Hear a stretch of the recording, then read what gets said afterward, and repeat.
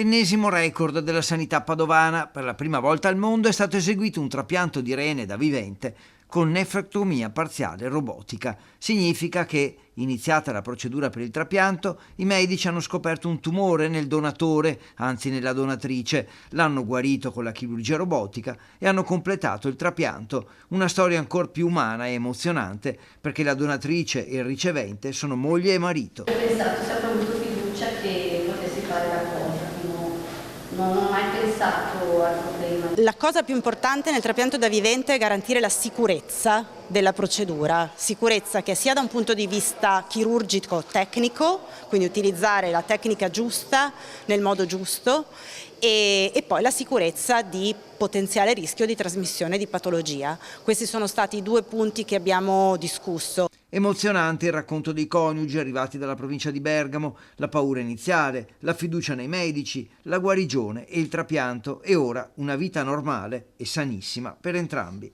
La robotica ha drasticamente cambiato la storia della chirurgia e attualmente tutti i pazienti che hanno una neoplasia a livello del rene vengono operati con la chirurgia robotica. Anche se la lesione non è piccolissima, si cerca comunque di preservare il rene e quindi si riesce, grazie a questa tecnologia, davvero a salvare molti più organi di quanto non succedesse fino a qualche anno fa. Una storia a lieto fine, insomma, grazie alla tecnologia, al lavoro di squadra, alle eccellenze padovane e che apre nuovi scenari per i trapianti da viventi che salveranno sempre più vite umane.